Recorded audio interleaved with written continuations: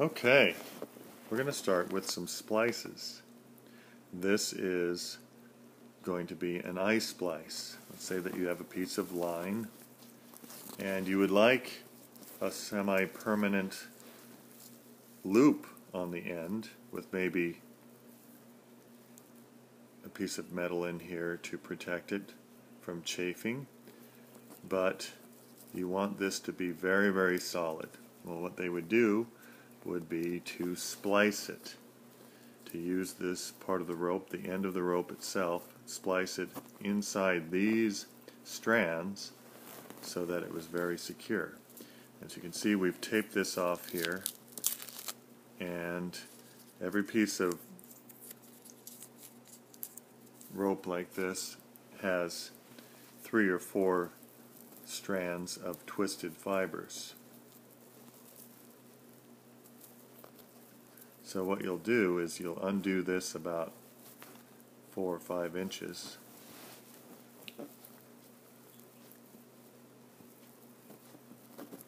So that you have the 3 strands.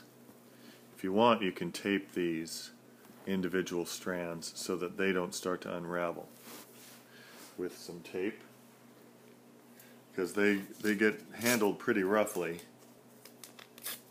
So we're going to go ahead and tape them so that they don't start to unravel, because then it's messy. So we just take this a little bit like that, use our tape, and just make it so that they don't unravel while we're working.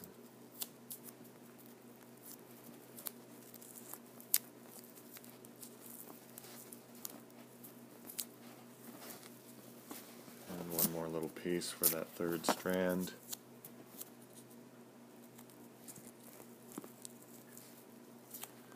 Just something semi-temporary. Okay, now this splicing uses the concept of over-under, just like the other knots we've done. So what you do is you have the 3 strands, and if you hold it like this, so you have 1 strand sort of on top in the middle, and 1 strand below, and 1 strand up above. And you lay that middle one down the center of your rope. Then you estimate how big you want this loop to be, and you untwist the rope. It takes a little force. Untwist the rope like that, so you have a hole right there in the middle, and you take that middle strand and you poke it through that hole like that.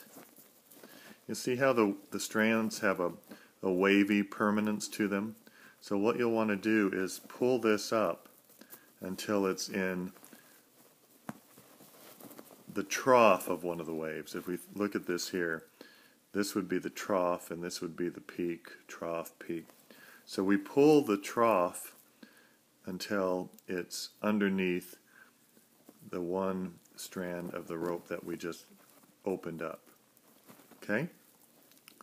Now if you look at this top strand has a trough right here that's going to lay over the strand that we just pulled up. So we put a loose end strand through there on this one right here. So we're going to take the top strand, it's going to go over that one, and if we look at this, here's the next one coming around. So we're going to go over this one and under that one. Okay, and we're going to lay the trough of this top strand over this piece, and then the next trough will go under this, the piece that we're going to open up. See how I just untwisted that, held it open with my fingers, and poke it through. And then I'm going to pull this up so that the trough is underneath the piece that we just opened up with our untwisting.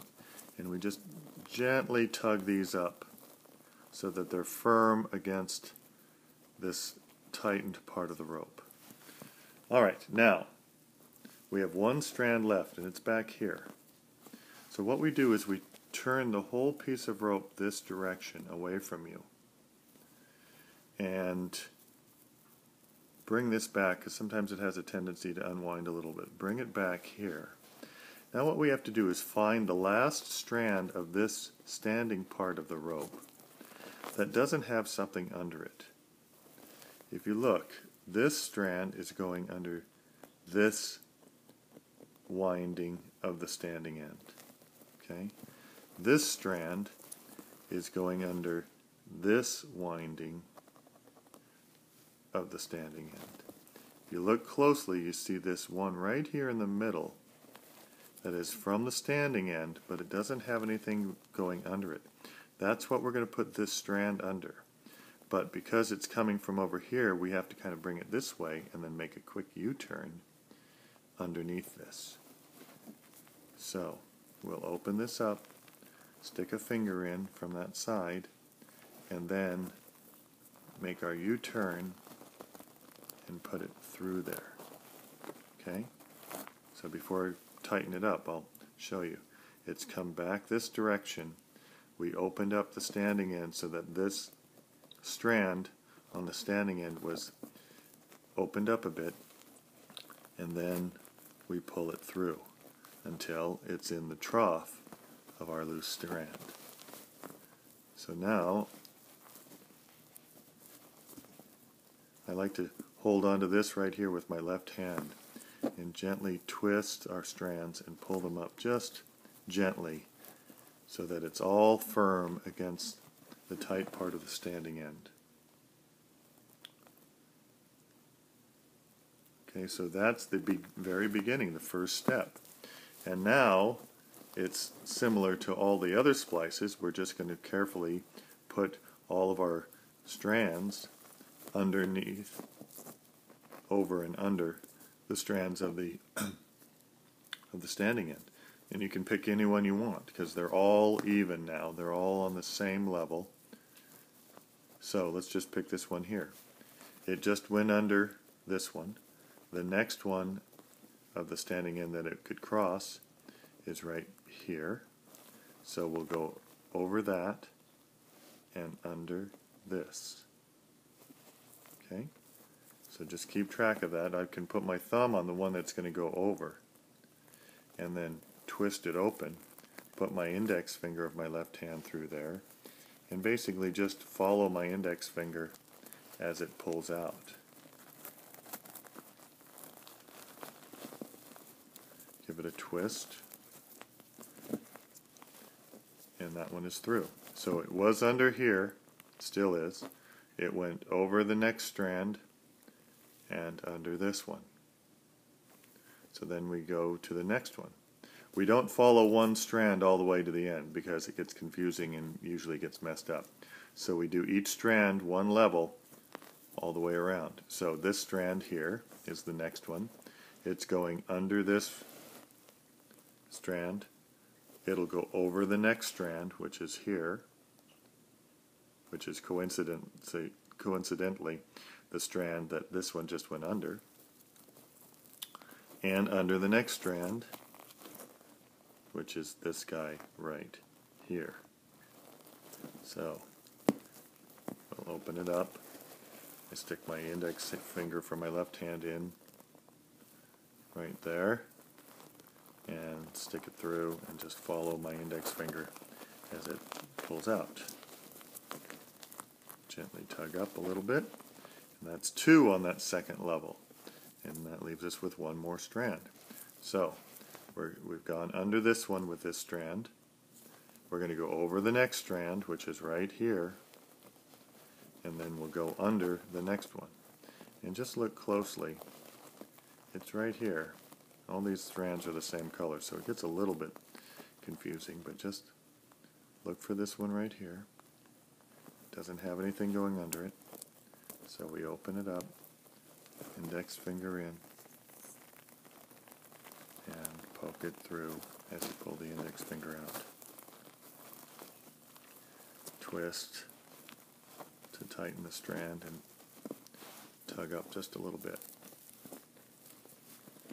And there we have 2 levels done.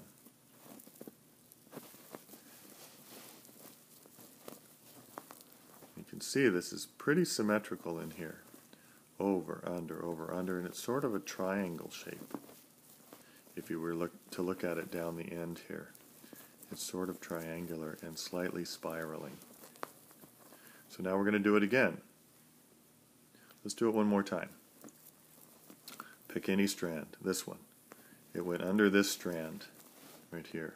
The next strand up is this one, so this loose end will go over the next one and under the next one right here. So keep track of that. Open it up, put your finger underneath,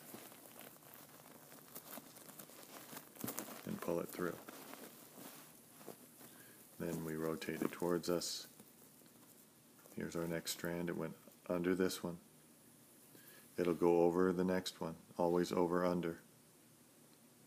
So over the next one and under the next one, which is that one right there.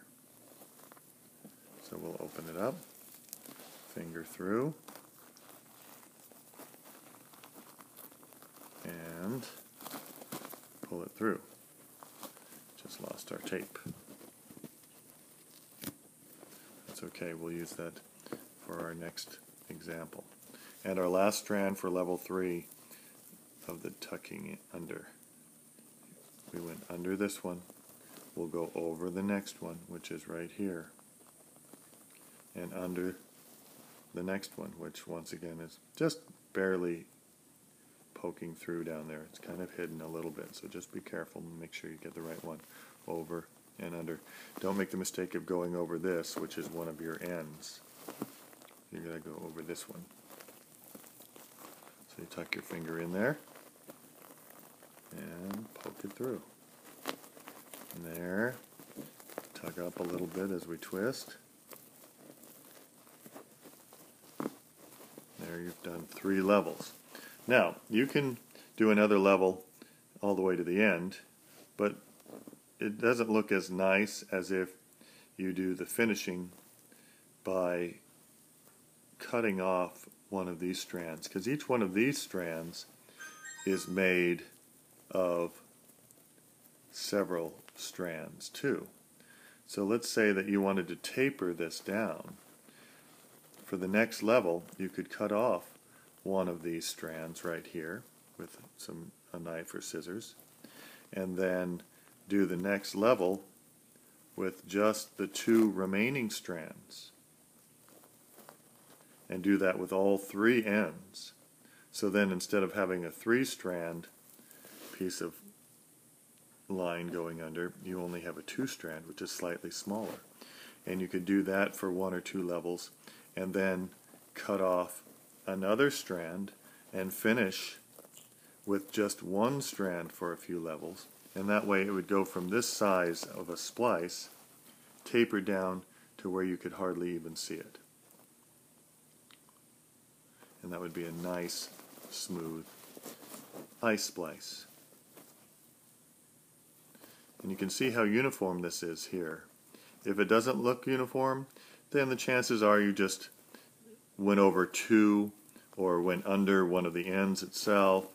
It should be a very symmetrical looking combination of over-under patterns. And there is the eye splice.